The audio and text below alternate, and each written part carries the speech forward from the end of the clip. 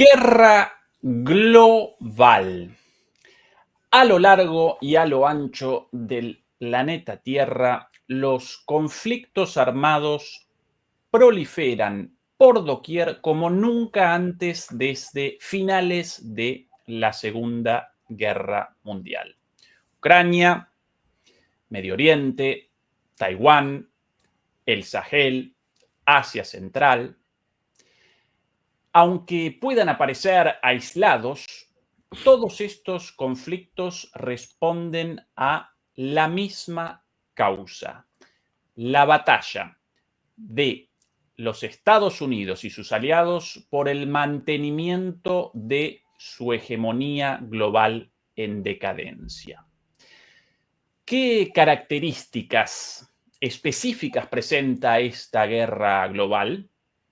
¿Podría generar una escalada nuclear? Y en el caso europeo, ¿podría esta guerra global determinar un enfrentamiento ya no a través de Ucrania, sino directo entre Europa y Rusia? Todas estas preguntas responderemos en esta transmisión del día de hoy. Muy buenas noches, muy buenas tardes y muy buenos días. Comenzamos la transmisión número 238 de Demoliendo Mitos de la Política Charlas. Muchas gracias por acompañarnos y recuerden, por favor, ayudarnos contra la censura a través del pulgar arriba, del like, las suscripciones, las membresías y si quieren a través de PayPal, naturalmente también. Como todos los días viernes, nos acompaña desde la calurosa Madrid, al otro lado de Europa, el querido Juan Antonio Aguilar. Juan Antonio, ¿qué tal todo por ahí? ¿Qué tal? Muy bien. Pues encantado de estar aquí. Hoy un día más fresco. Querido Juan Antonio, quiero que comencemos esta conversación a partir de algo visto aquí en la televisión alemana, la entrevista a uno de los altos mandos militares en Alemania sobre la posibilidad del restablecimiento del servicio militar y de la participación de mujeres en él también. Der erste Schritt sollte sein, die Wehrpflicht, eine neue Wehrpflicht wieder einzuführen, viel breiter und auch mit viel mehr Gewinn für die. Creo que, en primer lugar, deberíamos restablecer el servicio militar obligatorio de manera mucho más ancha y más popular, más masiva, con mayores beneficios para la gente joven. Jungen Leute. Und dann würde ich mir gerne eine gesellschaftliche Debatte wünschen, ob diese Wehrpflicht für Männer oder auch für Frauen sein soll.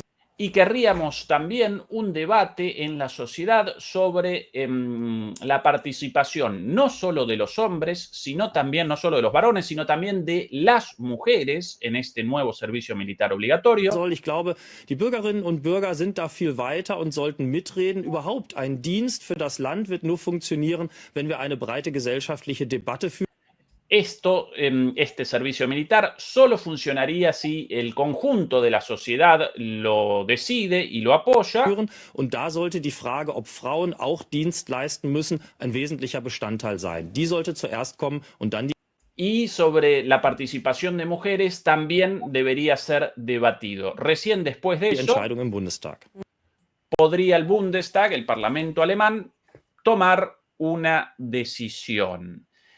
Eso por un lado. Aquí también del día de hoy, gesagt, dass in den nächsten Stunden eine Entscheidung kommt, sondern in diesen Stunden verhandeln die Verteidigungsministerien und die Verteidigungsminister auch über Details, wie wir zu einer entsprechenden Lieferung von Patriots an die Ukraine in kurzer Zeit kommen können. En estas horas estamos en el gobierno deliberando, definiendo los detalles sobre el envío de misiles Patriot a Ucrania. Esto es una cuestión de horas y días. Die müssen auch transportiert werden, die müssen aufgebaut werden. Das ist keine Frage von Stunden, das ist eine Frage von Tagen, vielleicht Wochen. Aber die Esto podría incluso tomar hasta algunas semanas por la necesidad de traslado y de armado, de montado de estos sistemas, pero la decisión es segura. Handlungen sind sehr konkret und wir haben noch kein Ergebnis, aber die Bereitschaft der amerikanischen Seite ist da, das zu tun. y en esto nos acompañan el gobierno estadounidense. Wir haben auch über die Frage der Exportgenehmigungen gesprochen. Da hat es eine finale Entscheidung noch nicht gegeben, aber wir sind auf dem Weg hin zu einer guten Entscheidung, die auch eine entsprechende Exportgenehmigung ermöglicht. An welche Länder dies im Einzelnen der Fall sein wird, das werden Sie mir nachsehen, werde ich von dieser Stelle aus jetzt noch nicht sagen können. Y también estamos definiendo la cuestión de las exportaciones. No tomamos aún una decisión, pero lo vamos a definir muy rápidamente. Para mí esto de las exportaciones en referencia a las exportaciones de misiles Taurus u otros tipos de armas a Ucrania. Comencemos entonces en el marco de la guerra global, Juan Antonio, por Europa. ¿Presenciamos un camino acelerado hacia una guerra directa entre Europa y Rusia, más aún considerando los fuertes avances rusos y los fuertes ataques aéreos de Rusia sobre toda Ucrania? A ver, la respuesta en principio es afirmativa. Es decir, digamos que se está cebando la bomba que pueda acabar en un conflicto generalizado en Europa. Lo que pasa es que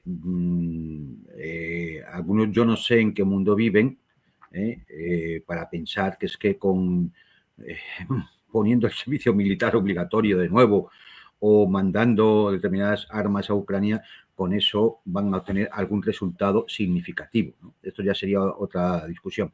Pero yo creo que lo primero es entender algo que muchos de nuestros espectadores, y sobre todo espectadores de medios generalistas, les puede costar más trabajo.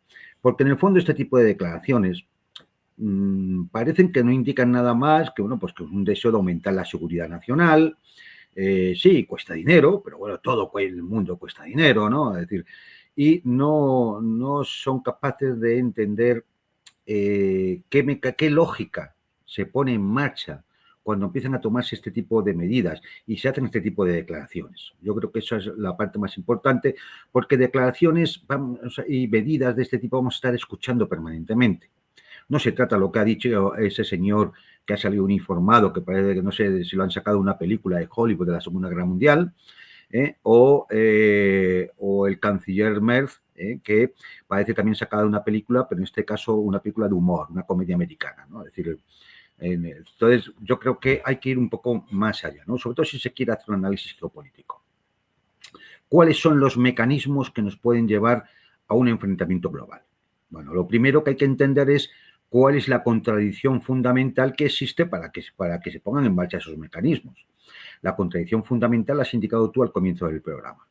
Aquí hay una potencia hegemónica y sus aliados, es decir, Estados Unidos y sus cómplices, que desde el año 90 han disfrutado, por decirlo de alguna forma, de una hegemonía global, han hecho lo que han querido, solo hay que tirar de las hemerotecas. Siempre citamos los casos de Yugoslavia, Irak o Afganistán, Libia o Siria, pero podríamos citar muchos más, no solamente en el aspecto bélico, sino también en el aspecto económico, político, diplomático, etcétera, etcétera, incluso cultural, con la imposición de plataformas claramente ideológicas, a través de medios de comunicación, plataformas digitales, etcétera, etcétera. Es decir, ha sido, bueno, pues una etapa a la que los expertos le han llamado el momento unipolar, en el cual pues llegaron incluso a pensar en su necedad, que había llegado el fin de la historia, ¿no? Acordémonos de todo aquello. A veces, y el análisis geopolítico es obligatorio, tirar un poco de la historia para atrás para entender cómo se ha llegado al presente, ¿no? Bien, pues ese momento unipolar toca su fin.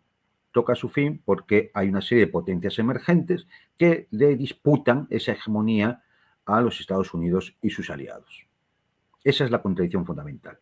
Los que apelan a un mundo multipolar, de distintos focos civilizatorios, que piden tener un desarrollo propio conforme a sus identidades, sus características, sus formas económicas, culturales, incluso espirituales, si se me apura, frente a una globalización que lo que buscaba era homogeneizar todo el globo en base a un modelo neoliberal capitalista. Entonces, esa fractura, esa contradicción, que es la contradicción fundamental de nuestra época, es la que anima, es el combustible que pone en marcha los mecanismos. ¿Cuáles son los mecanismos? Fundamentalmente hay dos y luego un tercero que es consecuencia de los dos primeros. El primer mecanismo es el dilema de seguridad. El dilema de seguridad es cuando ante el temor de que se vea en peligro esa hegemonía, Estados Unidos, en este caso, vamos a ponerlo en la situación presente, pero esto es aplicable a cualquier periodo de la historia de la humanidad. Es decir, esa hegemonía ante el temor de que sea confrontada y de alguna forma aumente su inseguridad de poder mantener la hegemonía, hace que inicien una serie de medidas militares, políticas, geopolíticas, económicas, etcétera, que lo que hacen es provocar que los otros, los que confrontan con ellos, actúen de la misma forma, porque también tienen ese temor. Es decir, la hegemonía no nos va a dejar desarrollarnos. Luego tenemos que responder a esos movimientos que realizan. Y aquí se inicia un círculo vicioso, en el cual aumenta la desconfianza y comienza una carrera de armamentos.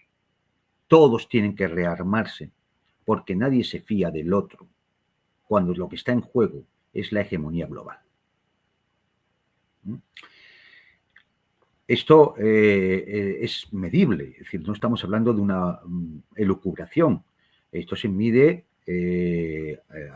bueno, pues una serie de ratios en los que se calcula cuál es el poder relativo de cada Estado, de cada potencia en este caso. Y cuando el poder relativo de una potencia, por ejemplo China, que confronta con Estados Unidos, es muy menor, ¿qué es lo que hace? ¿Cómo aumentar su poder relativo? Aliándose con otras potencias que también confrontan contra la hegemonía. Por ejemplo, Rusia, o India, o Brasil, o Irán, o Corea del Norte. De tal manera que juntos aumentan su poder relativo frente a la potencia hegemónica. Y claro, todo en medio de ese círculo vicioso que he comentado de desconfianza y todos armándose. Porque no se pueden fiar del otro. Ese es lo que es el dilema de seguridad, ¿no? El otro mecanismo que se pone en marcha es la conocida trampa de Tucídides. En aquella guerra del Peloponeso, Tucídides, historiador griego clásico, que dijo que una Esparta que era hegemónica, el miedo al ascenso de Atenas provocó la guerra. Y esto, alguno puede decir, hombre, pero aquello fue en la antigüedad. Hay un profesor de Harvard, Graham Allison, que ha realizado un estudio en los últimos 500 años sobre situaciones en las que una potencia hegemónica se ha visto enfrentada a potencias emergentes. Y identificó 16 casos en 500 años. De los 16 casos, 12 acabaron en guerra, en enfrentamiento bélico. Teniendo en cuenta que de los 4 que no, uno era la Guerra Fría, que en el fondo era una guerra, lo que pasa es que no acabó en una guerra mundial como la primera o la segunda, y otro era el choque económico que la Unión Europea tuvo con Estados Unidos hace un tiempo, ¿no? Eso ya está olvidado ya, decirlo.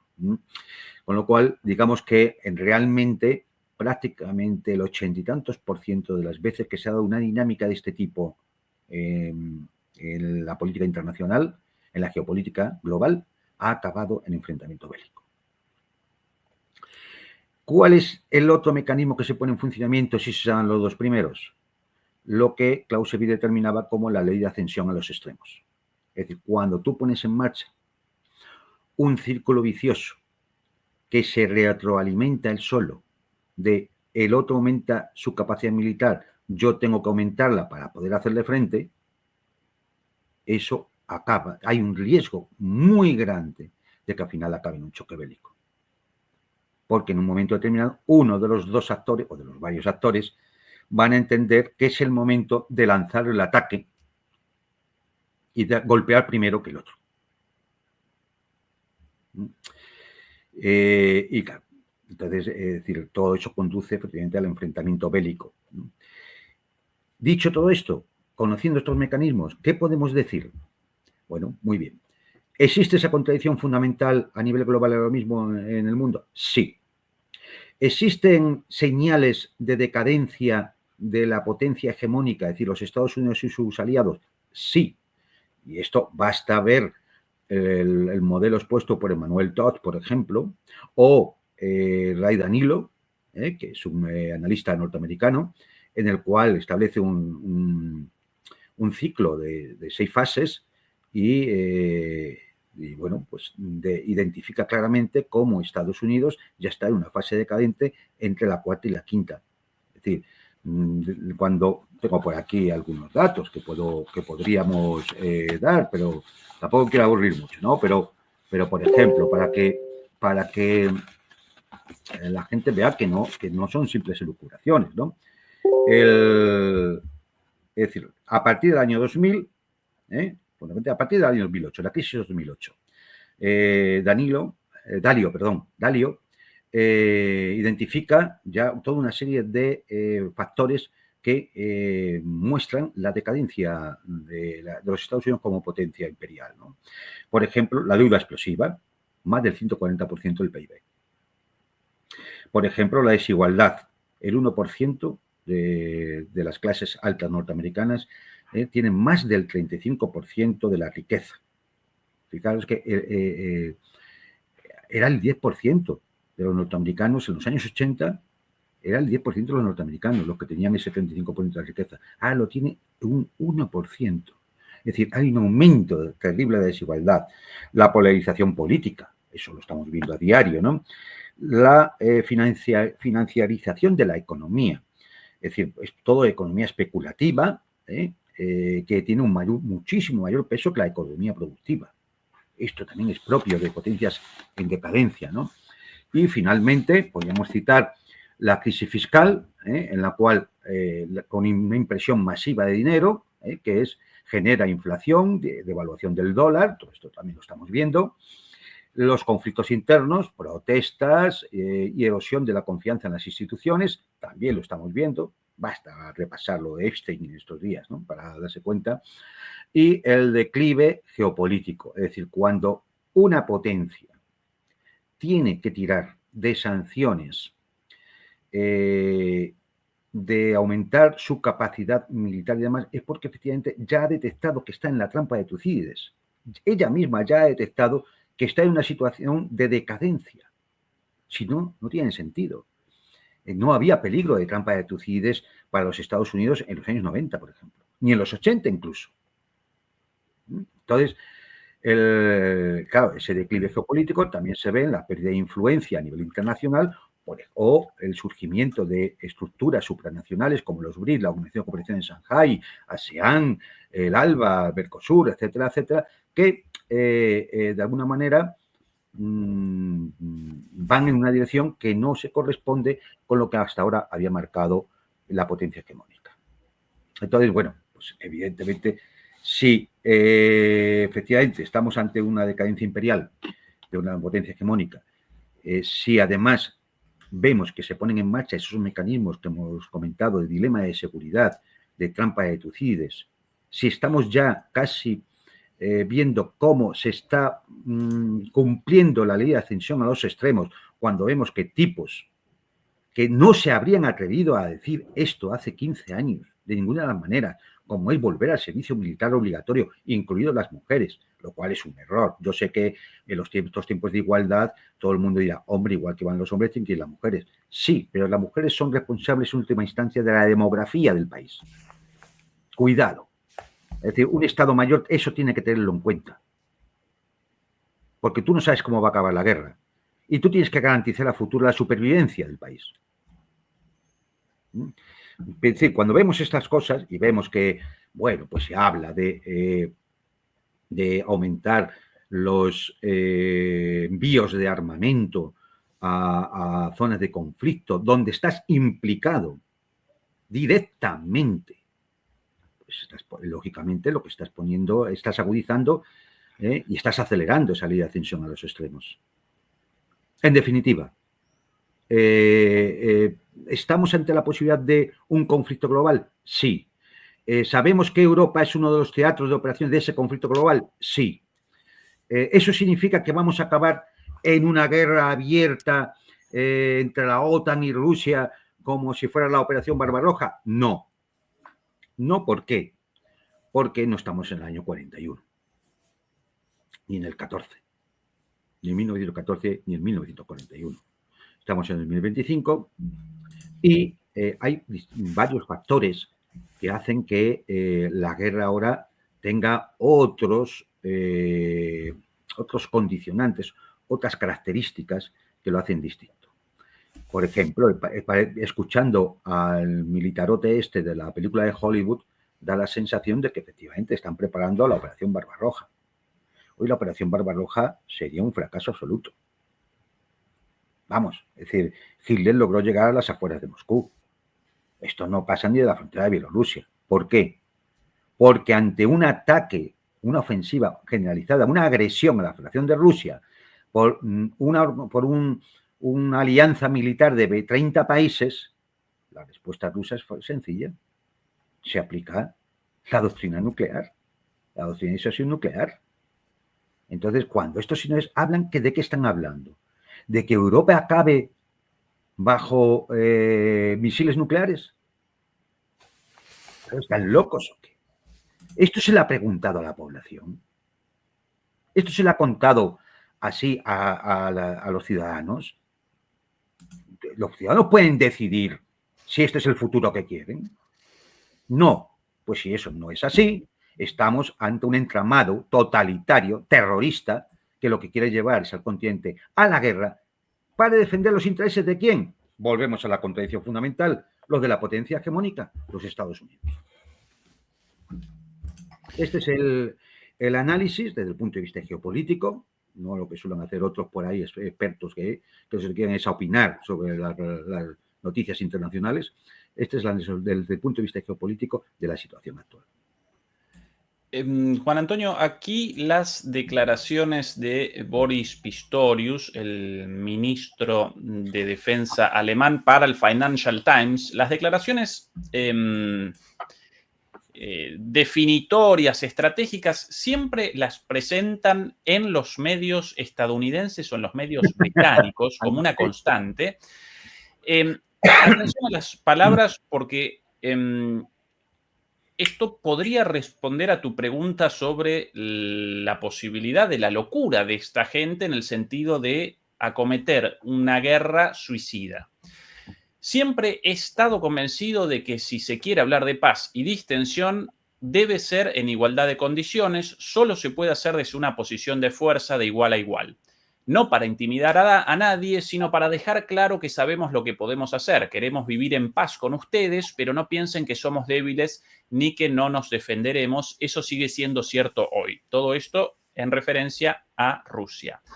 La inauguración de este año de una brigada permanente de soldados alemanes en Lituania, frontera con Rusia, para proteger al Estado báltico, uno de los proyectos emblemáticos de Pistorius, fue un fuerte símbolo del compromiso de Alemania con la OTAN casi 4 décadas después del colapso de la cortina de hierro, dijo. Los británicos, los estadounidenses y los franceses estaban en Alemania para proteger nuestro flanco oriental. Y hoy Lituania, los países bálticos y Polonia son el flanco oriental y debemos contribuir allí. Insistió que las tropas de Alemania, que durante años tuvo una cultura de moderación militar en respuesta a los horrores de la Segunda Guerra Mundial, estarían dispuestas a matar soldados rusos en caso de un ataque de Moscú a un Estado miembro de la OTAN. Si la disuasión no funciona y Rusia ataca, ¿se llevará a cabo? Sí, dijo. Pero les recomendaría que simplemente vayan a Vilna y hablen con los representantes de la brigada alemana allí. Saben exactamente cuál es su trabajo. Estas las palabras del ministro de Defensa de Alemania. Estas son las palabras de un cretino. de un irresponsable, de un matarife. Vamos a ver. Primero, hay que a cualquier declaración de estas hay que quitarle todo el barniz que le ponen de propaganda, ¿no? Autojustificatoria. Ellos lo hacen todo por la defensa, ¿no? La defensa porque Putin cualquier mañana de estas se levanta cabreado y decide ataco a los países bálticos, invado Polonia o Finlandia y me lanzo sobre Berlín. Esto es pura palabrería para justificar lo injustificable. Quitemos toda esa, como digo, toda esa mácula, toda esa coraza de propaganda que no sirve para nada, chatarra informativa. ¿Qué es lo que hay detrás? Bueno, pues es muy sencillo. Vayan ustedes para ver la amenaza rusa, vayan ustedes para ver quién es el que va a atacar y cojan ustedes, y además en el tiempo, pueden ustedes ver la evolución en el tiempo de quién va ampliando su capacidad militar hacia las fronteras de Rusia, o si es Rusia la que va ampliando su capacidad militar hacia las fronteras de Europa. Es bien sencillo. ¿Cómo puede decir este señor eso cuando forma parte de una alianza militar de 30 países que tienen un presupuesto de defensa 10 veces superior al de Rusia? Y están diciendo que tienen que ir al servicio militar obligatorio y gastarse en total 1,2 billones de euros en armamento. Esos son los datos que hay que tener en cuenta. Si uno pone esos datos sobre el papel, hombre, no sé si la amenaza es rusa o si realmente es la OTAN la que es una amenaza para Rusia. Claro, y si lo que van a buscar es una provocación para que Rusia tenga que responder y luego decir, pero fue autocumplida, ¿no? ¿Veis cómo era una amenaza a Rusia? Pero es que por esa misma razón que ellos indican, es decir, una potencia que se ve agredida por una alianza militar de 30 países que se gastan 10 veces más en defensa que Rusia, Rusia tiene que responder de la única forma que puede responder para garantizar su supervivencia, su existencia, que es con armamento nuclear. Es que, no sé, es decir, es que la política nuclear, la doctrina nuclear rusa no es un documento que esté bajo un cajón y 7 llaves, es que es pública. Con lo cual lo saben perfectamente. Entonces, ¿qué chorrada es esa de una brigada de submilitares alemanes allí en los Bálticos dispuestos a matar soldados rusos? Claro, hombre, y si uno le pregunta a los soldados rusos que están en la frontera del Báltico, del Distrito Militar Norte, también te dirá lo mismo. Claro, estamos dispuestos a matar lo que se ponga por medio, defendiendo a nuestro país. Pero ¿qué argumento es este? El argumento de un cretino, de un imbécil, que es lo que es el ministro de Defensa alemán, un imbécil al servicio de una potencia extranjera, un traidor a Alemania. Ya está. Es decir, esa es la realidad. Y si no, es decir, el análisis hay que hacerlo sobre los datos, los hechos, sobre los antecedentes históricos, para conocer la realidad. Y si no se hace eso, pues lo que tenemos es pura propaganda, ¿no? No estamos defendiéndonos. ¿Defendiéndote de qué?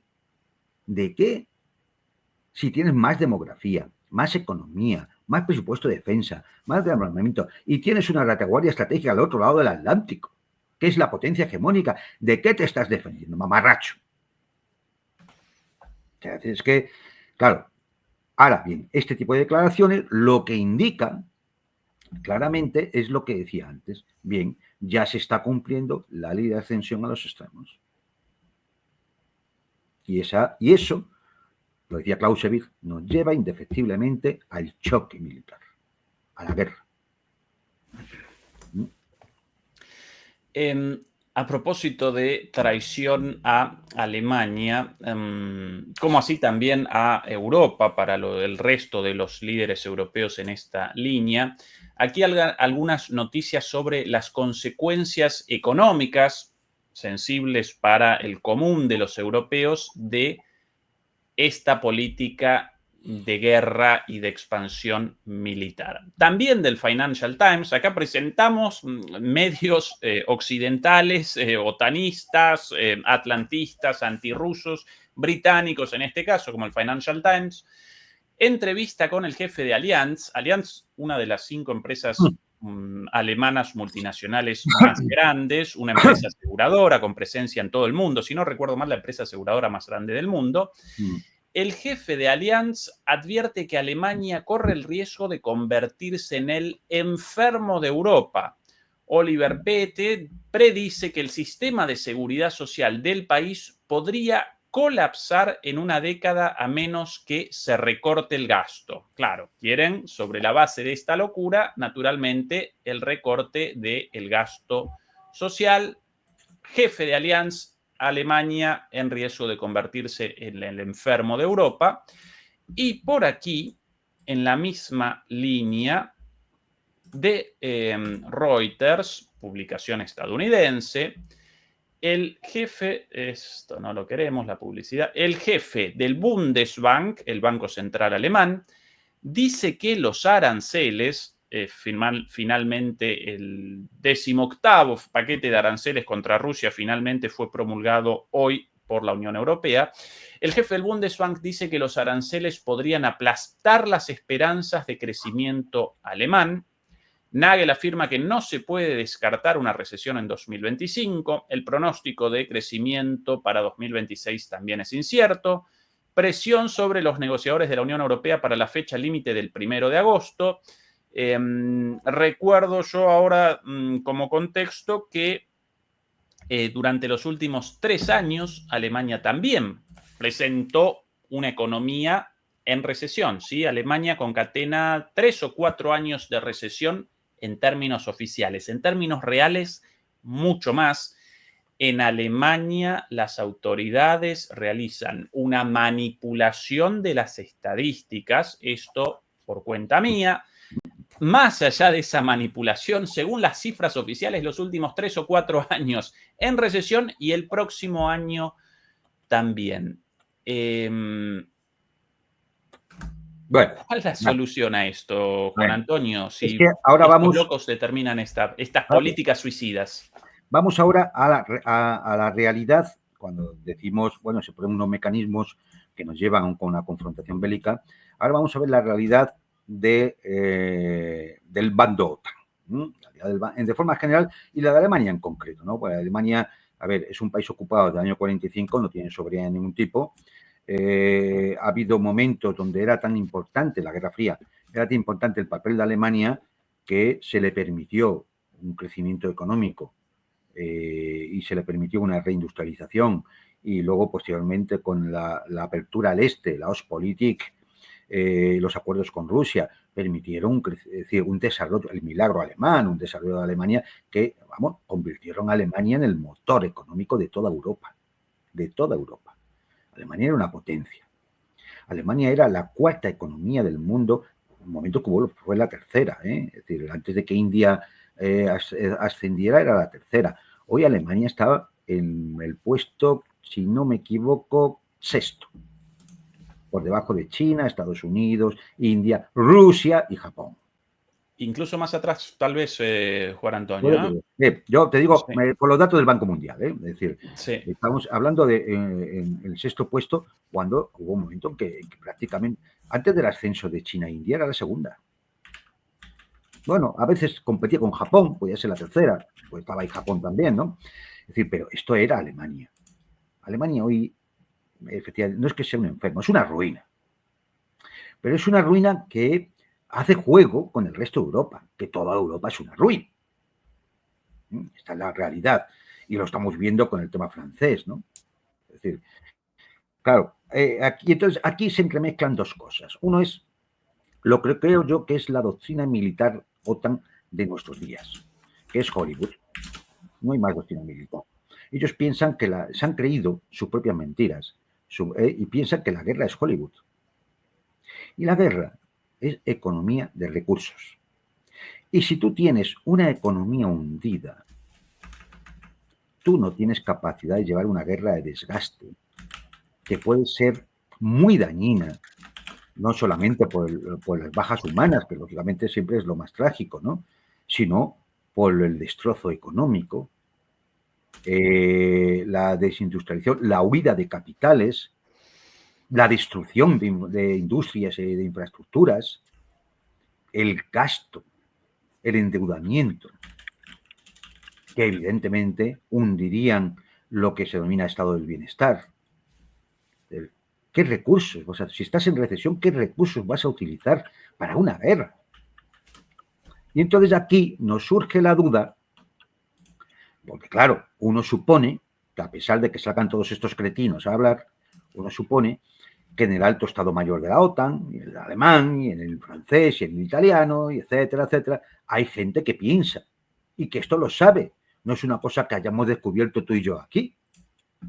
Por lo tanto, lo saben y han hecho sus cálculos y han hecho su estudio del tema y saben que perfectamente que no se puede ir a una guerra generalizada en esta situación porque no tienen capacidad para ello. No hay capacidad económica. Y ya decía Napoleón que la guerra, en última instancia, es dinero, dinero, dinero. Porque hay que pagar a las tropas, porque hay que pagar los equipos, porque hay que pagar la logística, porque hay que pagar las armas y los combustibles, y hay que mantener la industria en funcionamiento y los servicios, y tienes que dar de comer a la población. Es decir, no, esto no, es decir, ¿con qué? Es decir, de verdad, ¿qué piensan hacer? Y entonces te entra la duda de si todo esto que ellos tienen que saber no es también una forma de, conociendo que no existe la más mínima amenaza rusa de atacar a la OTAN, sino es una forma de meter miedo a la población para que acepte las duras medidas que hay que tomar para sostener una economía europea que se cae a cachos. Sostener una economía europea que se cae a cachos y que las élites oligárquicas, es decir, los parásitos, sigan manteniendo sus beneficios, su nivel de vida, sus intereses, etcétera, etcétera. Y eso es un poco lo que a veces uno entiende de lo que puede estar pasando, porque si no es incomprensible. Es evidente que muchos de estos tipos, como digo, han usado una doctrina militar que es la de Hollywood, pero eso no funciona. Y al final alguien, no sé si ese que ha salido de uniforme sacado de una película de la Segunda Guerra Mundial entenderá esto, pero alguien, estoy completamente seguro, que dirá, vamos a ver, hemos hecho el estudio y una campaña militar de gran envergadura contra Rusia acabaría primero en una escalada hacia lo nuclear y segundo en un coste económico, social, humano imposible de sostener. Imposible de sostener. Vamos a ver. Hagámonos preguntas, simplemente preguntas, porque a veces las respuestas adecuadas se obtienen de preguntas adecuadas. ¿Por qué tirar del servicio militar obligatorio? ¿Qué pasa? ¿No hay capacidad de atraer a jóvenes al ejército en Alemania? ¿O en Italia? ¿O en España? No, no la hay. Tendría que hacerse muy atractivo para que los jóvenes fueran ahí, con riesgo de acabar en una trinchera en el este de Europa. Y claro, para hacerlo muy, muy atractivo, ¿qué necesitas? Más dinero, más recursos. Y no los tienes. Y no los tienes. Cuando el primer ministro francés sale diciendo, con un plan de recortes, porque si no Francia va a la quiebra,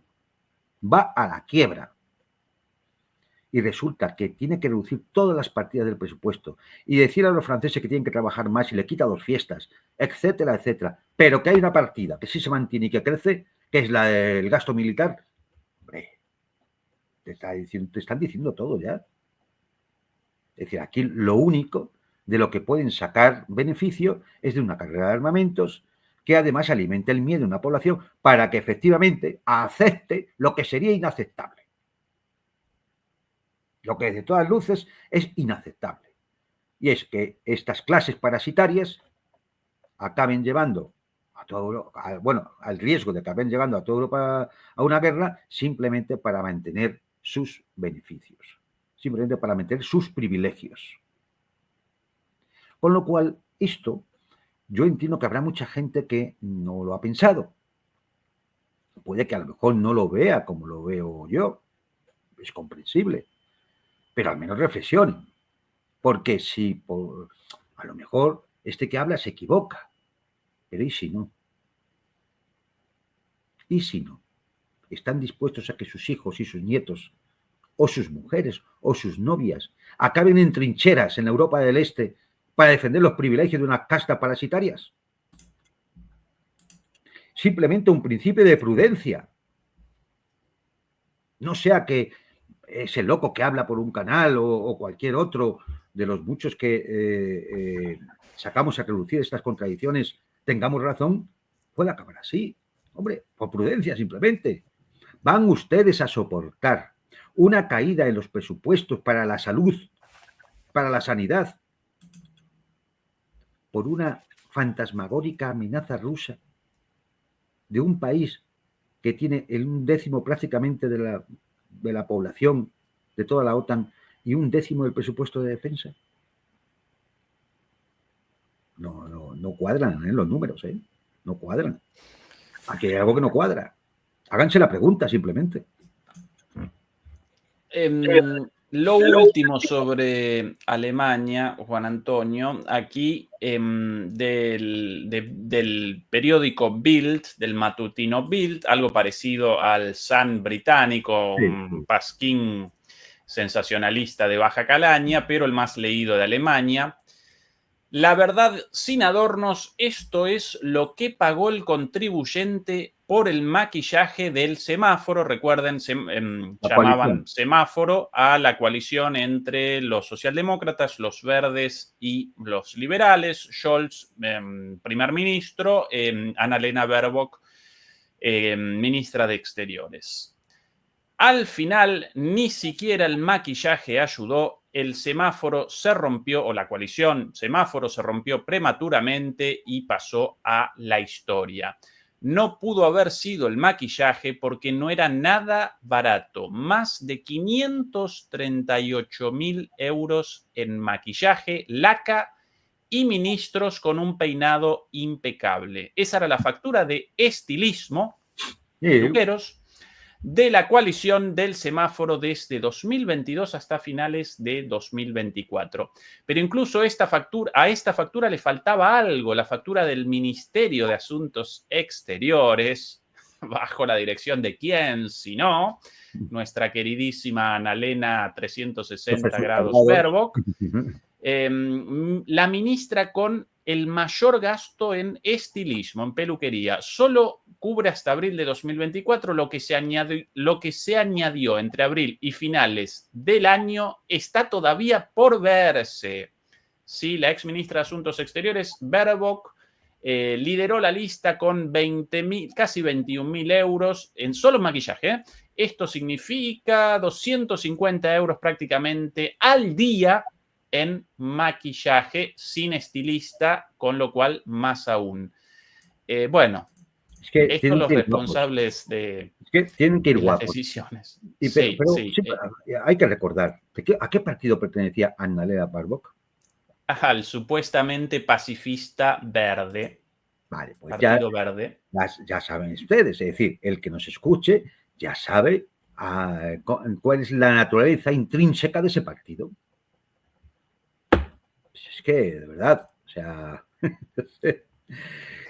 Mira, hay cosas con ese partido bastante bien conocido, Juan Antonio, porque en algún momento yo con una beca de la Fundación de los Verdes quería la de la izquierda, rechazaron mi candidatura, solo podía comenzar mi doctorado de esa manera, y en ese entonces un partido supuestamente ecologista, pacifista, no acompañaba mi ideología, pero bueno, esa es la manera. Y cuando comencé a participar en las reuniones obligatorias para los becarios y a presenciar las posiciones ahí, yo con los ojos así, upa, acá algo malo en camino. Bueno, unos años después, la situación actual. Bueno, más allá de lo gracioso de todo esto, Juan Antonio, aquí algunas reflexiones de un analista geopolítico ruso, conocido o llamado Dmitry Trenin, miembro del Consejo de Política Exterior y de Defensa de Rusia, por ende asesor de el propio Putin. Como Putin en algún momento, este señor proveniente de las Fuerzas Armadas soviéticas, después coronel de la inteligencia militar soviética también, pero con la caída del muro de Berlín, igual que Putin, protagonizó un giro hacia Occidente, quería la unión de dos mundos hasta entonces en disputa, en un mundo de paz. Si no recuerdo mal, participó como investigador en la Academia Militar de la OTAN, como investigador invitado en Roma. Después capitaneó el recientemente fundado en aquel entonces Instituto Carnegie en Moscú, una filial de la Fundación Carnegie de Estados Unidos, hasta que las promesas occidentales comenzaron a desaparecer frente a sus ojos y, igual que Putin, a partir de cierto momento comenzó a abandonar la esperanza de una salida, de un mejoramiento de las relaciones entre Occidente y Rusia, y abandonó la dirección de ese instituto y comenzó y generó un giro hacia Putin y hacia una postura mucho más cercana a los intereses nacionales de Rusia. Este es su análisis, y sobre la base de esto quiero una pregunta, Juan Antonio. Acá algunas reflexiones de este señor. Es necesario hacer comprender, no solo con palabras, a los cabecillas europeos de la lucha contra Rusia, Inglaterra, Francia y Alemania, que son vulnerables y que no podrán salir indemnes ante una nueva escalada del conflicto ucraniano. El mismo mensaje debe dirigirse a los activistas de primera hora de la guerra antirrusa, finlandeses, polacos y bálticos. Sus provocaciones deben ser contrarrestadas de inmediato y con contundencia. Nuestro objetivo es infundir miedo en el enemigo, acallarlo, hacerle reflexionar y detenerse. En general se debe actuar según la propia decisión y lógica, actuar con audacia, no necesariamente como un espejo y no necesariamente como respuesta. Si un enfrentamiento es inevitable, habrá que atacar preventivamente. Al principio con medios convencionales, si es necesario, tras una cuidadosa consideración, con medios especiales, es decir, nucleares. La disuasión nuclear puede ser no solo pasiva, sino también activa, incluyendo el uso limitado de armas nucleares. La experiencia de la guerra en Ucrania demuestra que los centros de decisión no deben gozar de inmunidad. Allí estábamos muy retrasados en los ataques, lo que creó en el enemigo una falsa impresión sobre nuestra determinación.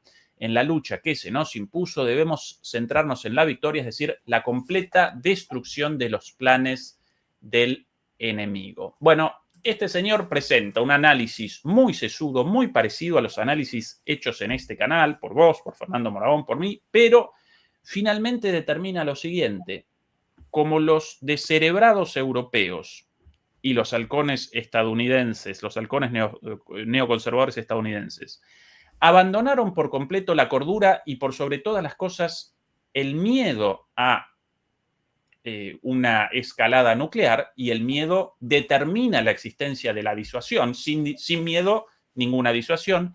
Entonces, la única salida para esto aparece en el restablecimiento del miedo y, de esa manera, el restablecimiento de la disuasión, y no como única forma de no comenzar, en última instancia, una escalada nuclear del todo. Nada grato el argumento, pero desde el punto de vista lógico, presenta... Exactamente. Es que es la lógica interna que lleva el proceso. Por decir, hablaba de los mecanismos anteriormente.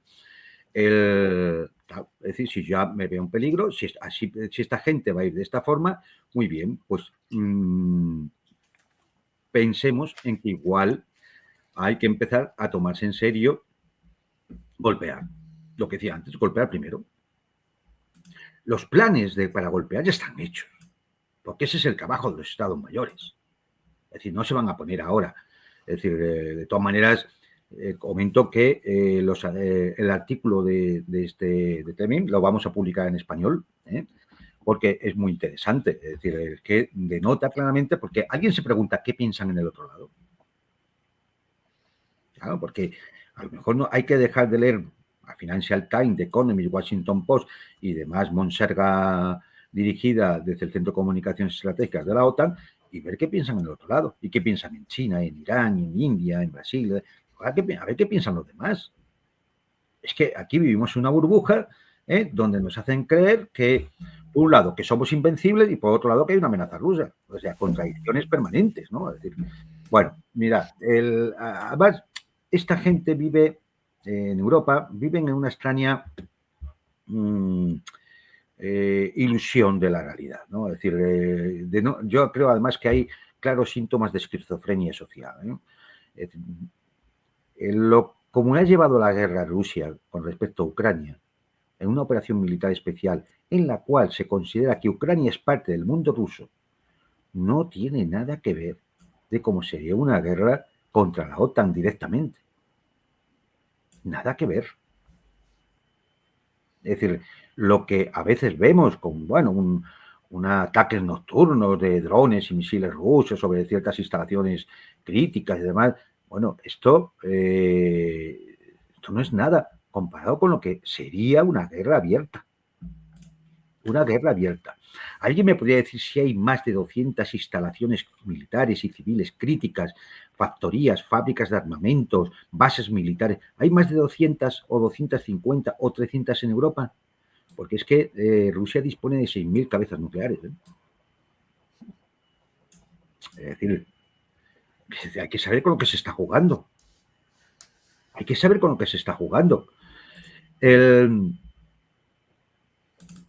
Yo creo que estos artículos, estas reflexiones de los mandos militares rusos también se leen en los estados mayores occidentales. No deben llamarse engaño. Puede que la clase política esté absolutamente fuera de sí, que puede padeciendo una clara esquizofrenia paranoide, aparte de un narcisismo enfermizo, pero yo sigo teniendo esperanza en que al final servicios de inteligencia y estados mayores militares saben perfectamente a lo que se está jugando. Y de alguna forma se tiene que restablecer el equilibrio. La disuasión. Entonces, un mal paso, y la disuasión se va a restablecer, pero de forma dramática. Y ya se está avisando. Por otro lado, lo que afirma el analista ruso sobre, bueno, lo que es una tercera guerra mundial, una guerra global, una guerra en la que ya estamos. Esto ya lo hemos repetido algunas veces, y al comienzo del programa decía yo, ¿esto significa que vamos a volver a ver una operación Barbarroja al estilo de la Segunda Guerra Mundial? No, porque la guerra ahora tomará una forma híbrida. Y esto también creo que la gente tiene que entender qué es esto de la guerra híbrida, ¿no? Bueno, pues hay un libro de dos coroneles chinos muy interesante que se elaboraron después de la guerra de Irak, en el año 99, no, después de la primera guerra del Golfo, no antes de la invasión de Irak de 2003, en la cual estos coroneles, bueno, pues escribieron un libro que se llamaba La guerra sin reglas. Fue uno de los primeros tratados de guerra híbrida, que luego fue teorizado por otros expertos norteamericanos y demás. ¿Y esto, bueno, qué es? ¿Qué es? Bueno, pues se trata de un conflicto en el que se van a utilizar métodos convencionales, como podemos ver en Ucrania, ¿no? O en Oriente Medio, pero también métodos irregulares, cibernéticos, económicos y de infoguerra, de información. Es decir, va a haber operaciones militares no bélicas. Una operación militar bélica es, bueno, pues lo que estamos viendo en Ucrania, ¿no? O el bombardeo sobre Irán. Pero también va a haber operaciones militares no bélicas. Cuando se utiliza la economía, esto lo estamos viendo con las sanciones y estas cosas, el 18 paquete de sanciones. Bueno, ¿ustedes saben por qué hay 18 paquetes de sanciones? Porque los 17 anteriores han fracasado. Por eso hay 18.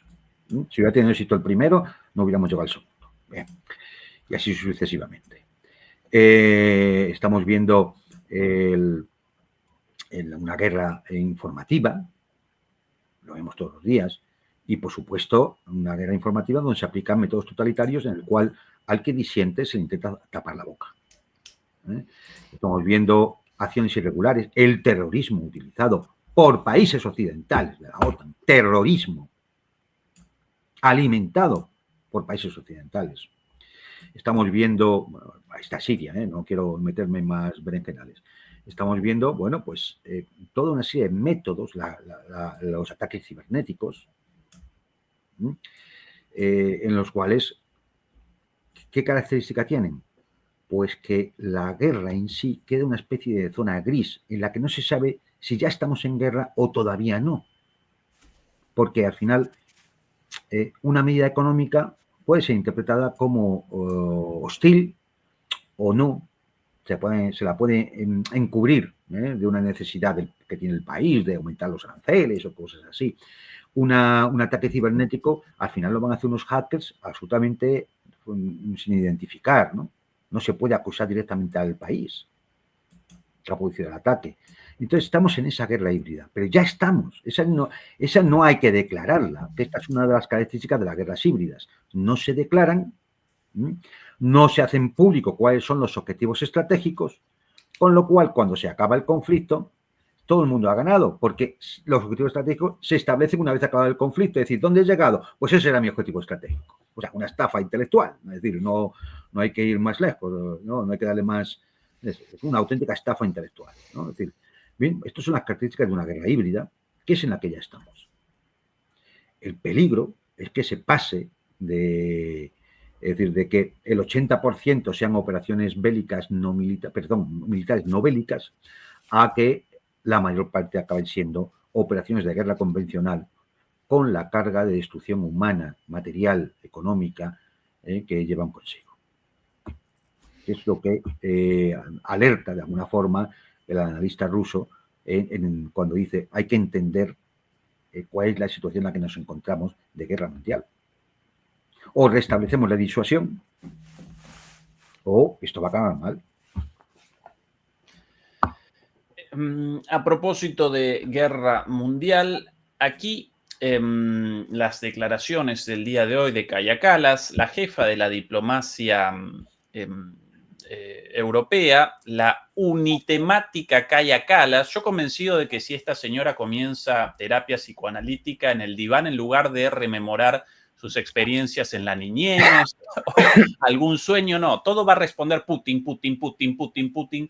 El grado de obsesión de esta señora con Ucrania y Putin realmente genera a veces risa. Aquí las declaraciones del día de hoy.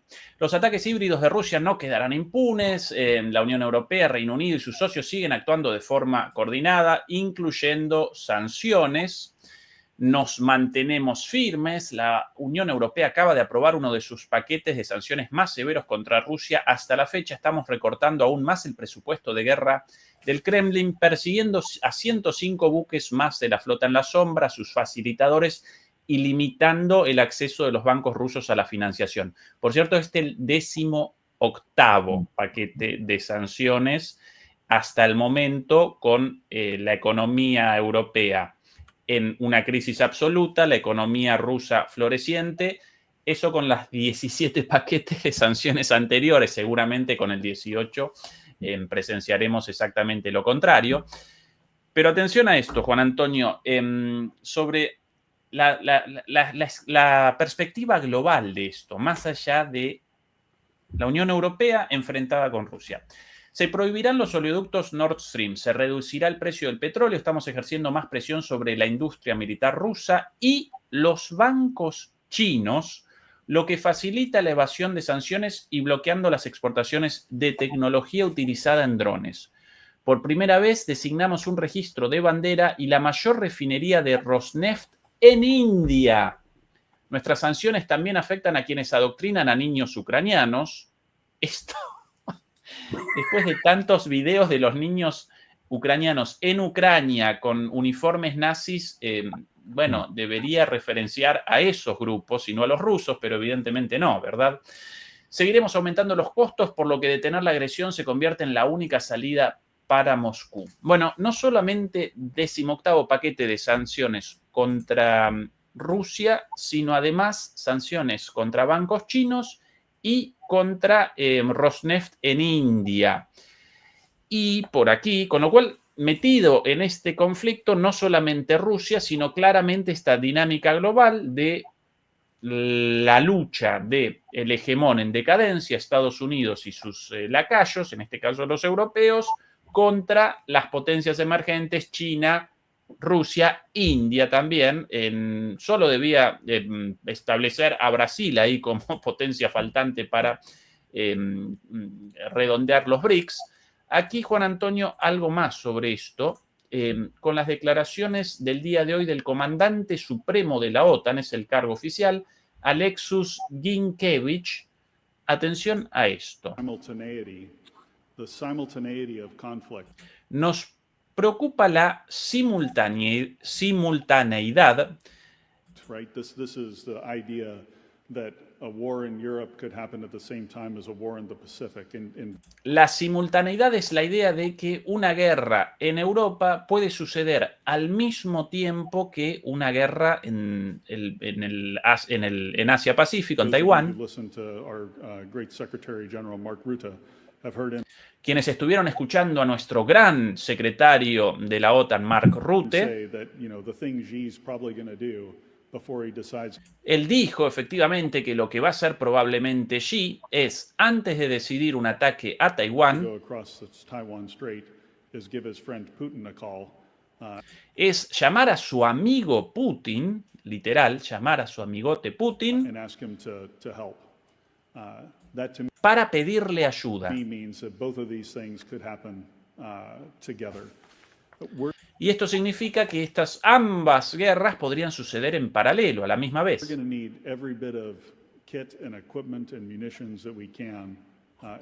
Por eso vamos a necesitar cada porción de munición y de armas de los que podamos disponer. Vamos a necesitar todas las armas a disposición para poder responder a ese desafío, y ya escuchamos el año 2027, perdón. That's just 2 years away when we think that Xi could be ready to make his move in that phone call to Putin. Ese es solo a 2 años de nuestro tiempo actual. En solo 2 años pensamos que Xi haría esa movida y llamaría a su amigote Putin. So time is of the essence, and I intend to keep highlighting that and letting everyone. Por eso el tiempo es una cuestión fundamental, y por eso yo sigo remachando esto, enfatizando esto, el tiempo. Para que todo el mundo sepa que tenemos que movernos rápido, lo más rápido posible. Vale, vamos. Amigote, Xi Jinping, Putin, guerra en 2027. Primero lo de la señora Kallas. A ver, y esto lo digo en serio, no estoy haciendo una broma. Yo creo que hay un tema ahí de frustración sexual con el presidente Putin. Sí, si no es incomprensible. Cuando alguien tiene una obcecación de ese tipo, es una neurosis. ¿Qué tiene esta señora con Putin? Pues puede ser una frustración de algún tipo. Y hombre, no creo que sea por los trajes o por el coche que utiliza el presidente Putin. Luego, solo se me ocurre, y lo digo muy en serio, que esta señora tiene una frustración sexual con el presidente Putin. O sea, si no, que venga un psiquiatra y me dé otra aplicación. A ver si la encuentra y a lo mejor me convence. Porque si no es incomprensible. Alemán hacen unas cosas. Bueno, este 18 paquete de sanciones no es más que una operación militar no bélica, una operación bélica no militar. Porque lo que se pretende, que el comprador ponga el precio en el comercio internacional. Vamos a ver, pero esto qué estupideces. ¿Esta señora piensa algo o simplemente cobra del dinero que nos roban con los impuestos? Porque vamos a ver, ¿cómo tú vas a poner el precio? El precio es el que es, y si no lo quieres, pues no lo compres, se lo compras a Estados Unidos, que te va a cobrar lo que tiene que ser, claro. Es una imbécil. Prohibir el Nord Stream. Pero bueno, vamos a ver. Mira, en todo caso, eso lo decir algo de un alemán, digo yo, no decir a ella, ¿no? Y sancionar a bancos en China o en India. Bien, pues entonces usted está poniendo en marcha una vez más el mecanismo del dilema de seguridad. ¿Qué va a hacer China e India? hombre, esta gente nos está fastidiando o nos quiere fastidiar, porque ahora diré por qué el fastidio es mínimo, nos quiere fastidiar, pues habrá que actuar en consecuencia. ¿Cómo? Uniendo fuerzas. Es decir, acercándose más a Rusia, fortaleciendo los BRICS, fortaleciendo la Organización de Cooperación de Shanghái. Es decir, el efecto es el contrario del que pretende. Pero es que esto ya ha ocurrido en 17 paquetes de sanciones anteriores y siguen R que R. O sea, el burro es el animal que tropieza 2 veces por la misma piedra, dice el refrán, ¿no? Bueno, esta señora no es una burra, es una borrica titulada. Es una borrica titulada. Es decir, que además tiene esa frustración que comento. Vamos a ver, pero si la mayor parte el 90% del comercio que tiene Rusia y China se hace en monedas nacionales, con un propio sistema SWIFT que tienen ellos implantado, ¿qué vas a hacer tú? O sea, esto es ridículo, ridículo. No, vamos a ir a por 102 buques de la flota oscura de Putin. ¿Y qué vas a hacer? Como mucho, decirle a las empresas europeas de seguros que no aseguren esos buques. Bueno, pues ya lo harán otras empresas. Serán indias o brasileñas o de Bahamas o de Vietnam. ¿Cómo vas a impedir que el buque lleve petróleo de un sitio a otro? ¿Qué piensas? ¿Mandar a la flota? Porque eso hicieron en el Báltico 2 veces y a la tercera, cuando aparecieron los buques rusos o los aviones rusos, se acabó el tema. Porque como además son cobardes, pues ya está. Es decir, ese es el resultado. Ese es el resultado. Bla, bla, bla, bla, palabrería, doctrina militar, Hollywood. ¿Qué es lo que viene después con este señor vestido de traje de campaña? A mí me gustaría saber si es que ya está en guerra o no, y diciéndonos eso. Vamos a ver. Otro cretino. Como dice Andrei Martyanov, es que es decir, parece que los escogen para darle los altos cargos militares. Otro cretino. Primero, tú no puedes decir en público que si tu situación es tan mala que necesitamos todo el tiempo y cada munición, porque si no en el 2027 ya podremos enfrentarnos, porque le estás diciendo al su presunto enemigo que antes de 2027 te pueden dar de tortas. Es un imbécil. Un imbécil. Esto en cualquier Estado Mayor serio le habían pegado una patada y lo habían echado. Esa es la realidad. Es que, vamos, ni al sargento más tonto se le ocurre estas cosas. ¿Qué está haciendo entonces? ¿Propaganda o doctrina militar OTAN Hollywood? No, necesitamos 2027 para poder acometer, porque claro, si ahora mismo se lanzan los chinos sobre Taiwán, los iraníes sobre Israel y los rusos sobre Europa, claro, 3 frentes, ¿cómo vas a aguantar eso? Claro que no puedes aguantarlo. Y lo estás diciendo tú, y se lo estás diciendo en público al enemigo. ¡Imbécil! No hay otra forma de definirte. Un profundo cretino vestido de uniforme. Ya está. Es decir, de verdad, hagámonos las preguntas. ¿Cómo es posible que me digan este señor que una alianza militar de 30 países con que tiene un presupuesto de defensa que multiplica por 10 el de Rusia, pueden estar tan acojonados? No es creíble. No es creíble. Lo que están buscando es robar. Lo que están buscando es robar. Lo que pasa es que, claro, hay que mantener el miedo, y en el mantenimiento de esa dinámica del miedo se ponen en marcha esos mecanismos que hablábamos al comienzo del programa, y entonces se corre el riesgo de acabar en un enfrentamiento militar. Pero no tengan la más mínima duda que toda su pretensión es robar, porque es lo que han hecho siempre, robar a los pueblos, para mantener los intereses de unas clases privilegiadas parasitarias, que están en Bruselas, en Londres y en Washington. llama la atención la precisión de las predicciones. Esto de Sí, los chinos van a comenzar una guerra en 2027, el 14 los de agosto. rusos en 2030. O bien ellos participan en el Estado Mayor Conjunto chino y ruso, o están presentando sus propios planes. Claro, pero Porque esto de... por eso digo que es un cretino, que lo que está diciendo es que en 2027, si robamos todo lo que tenga que robar, oye, pues estaremos en una muy buena disposición. Luego lo estás diciendo es que ahora mismo no. Es decir, que en 2026 Xi Jinping se puede lanzar sobre Taiwán.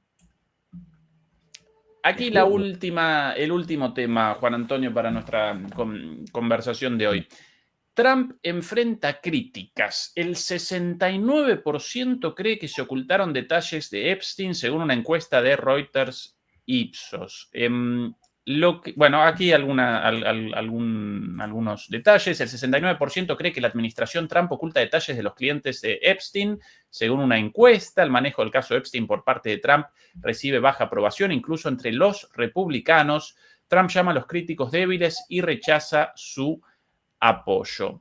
Lo que no generó hasta ahora la derrota estadounidense contra los hutíes, lo que no generó el desastre del bombardeo a Irán para las cámaras y nada más que eso.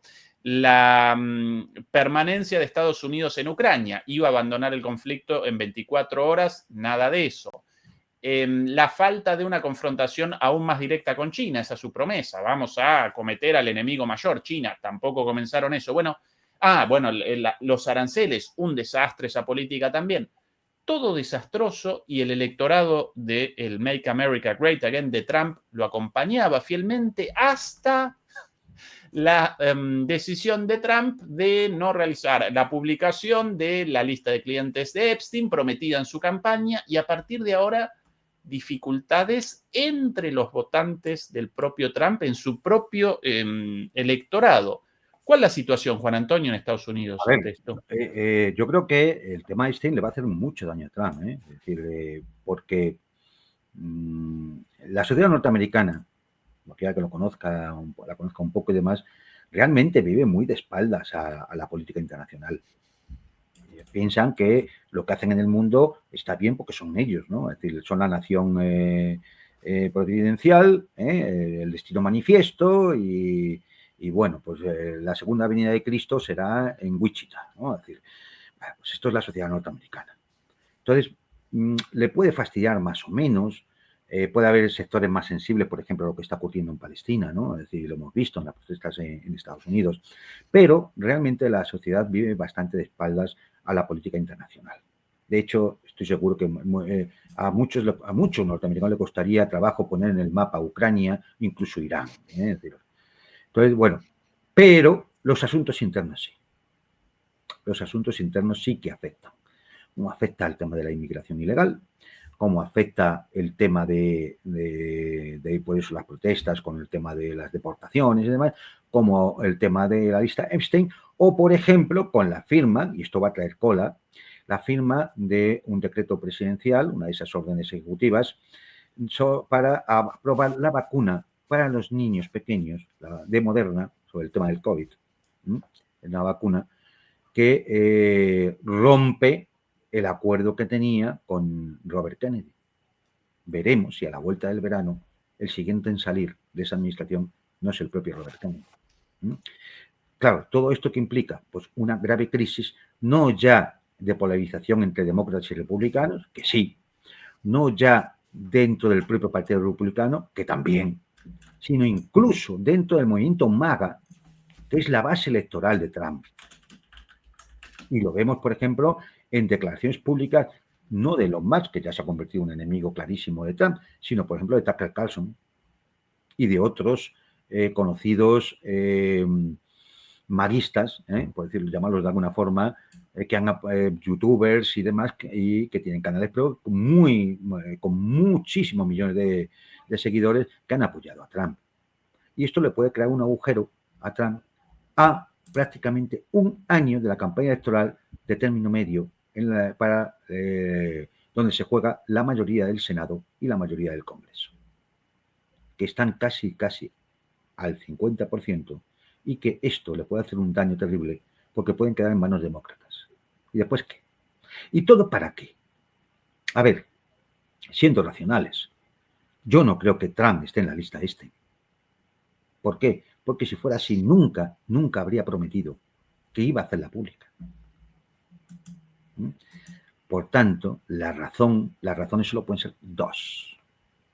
Una, que están sus amigos, quizá algunos del gobierno. Sí sabemos de uno que está, el presidente de JP Morgan, uno de los mayores donantes de Trump. Es decir, que eso es una razón como para decir, yo no puedo hacer público esto. La otra razón es que Epstein no era solo un delincuente sexual. Epstein era un agente de influencia de servicios de inteligencia, en concreto, uno de ellos extranjero, el Mossad.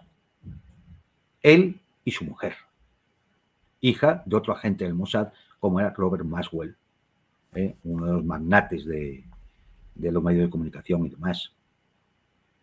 Y claro, esto apunta al gran amigo, al gran estado por el cual toda la política exterior norteamericana se tiene que supeditar, que es el Estado de Israel. Por eso no puede hacer pública la lista Epstein, porque posiblemente sería su suicidio. Y porque además esto provocaría un terremoto en la política norteamericana, donde parte del establishment estaría implicado en la trata de menores.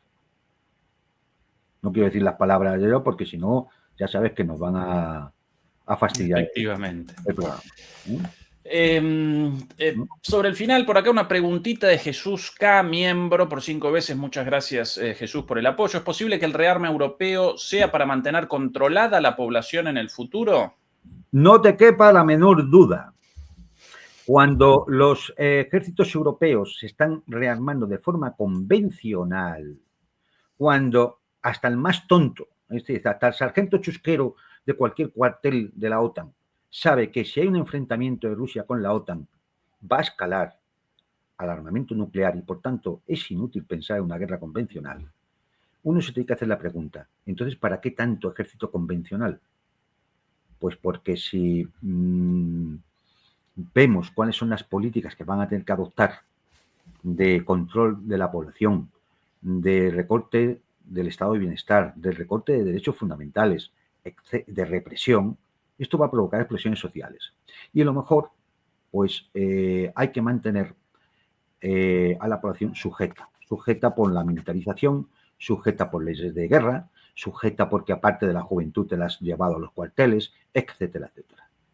Efectivamente, yo estoy convencido que una parte de las razones que llevan a ese rearme convencional es para dirigirla contra los propios pueblos europeos, contra los propios ciudadanos europeos. Bien, sobre el final, un poquito de humor, no sin antes recordar que por favor nos acompañen con el pulgar arriba contra la censura, más de 2.200 demoledores conectados y menos de 1.500 me gusta. Por favor, ayúdennos contra la desmonetización, súper importante para nosotros. Un poquito de humor con las declaraciones de un actor llamado Woody Harrelson. Por cierto, este muchacho, conocido por todos ustedes, estadounidense, un actorazo, yo lo recuerdo de Propuesta Indecente, una de sus primeras películas, de la serie True Detective, ni idea el título en castellano, de esta película, este peliculón con Bardem, Sin lugar para los débiles, en español, una con Bardem como un asesino demoníaco y él como el detective detrás de él. Bueno, en el Festival de Cannes, alguien fuera de contexto, seguramente algún pro-ucraniano, realizó una pregunta respecto a Ucrania, ¿cuál es su opinión sobre la guerra no provocada de Rusia contra Ucrania? Y él respondió lo siguiente, atención. You know, I'm the kind of guy who just thinks it's abominable when a superpower with all this military might, with no provocation, attacks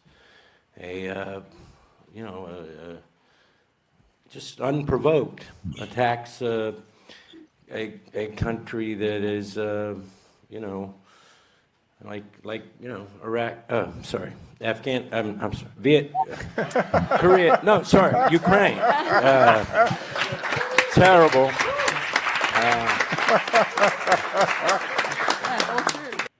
Bueno, un genio, un fenómeno, porque con la respuesta, sí, de un actor, de humor, básicamente Claro, porque desestructuró todo el relato de la guerra no provocada contra... es que, es decir, la cuestión del hegemón, de la nación esencial, del destino manifiesto y todo esto, es que ellos sí pueden, los demás no.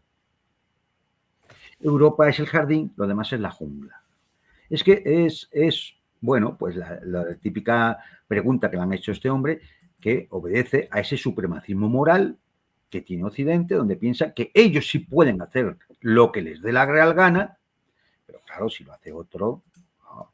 Entonces, cuando alguien les pone la realidad enfrente, pues ocurre una cosa que nunca debe ocurrir, que es que se acaba en el ridículo, ¿no? Es decir, el quien hace la pregunta, pues acaba haciendo el ridículo. Porque, hombre, ¿qué vas a decir tú ahora? Después de lo que hemos visto en los últimos 30 años, ¿qué vas a decir? Claro. Así que no, un buen zasca, ¿eh?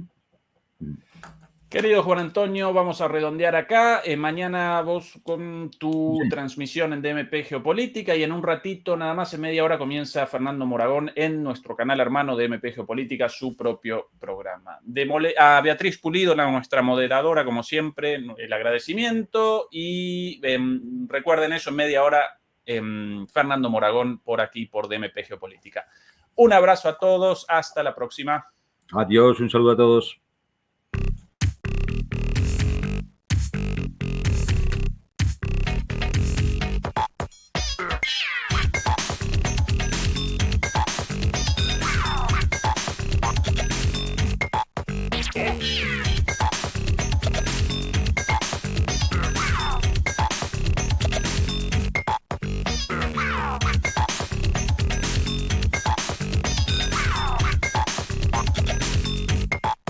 Okay.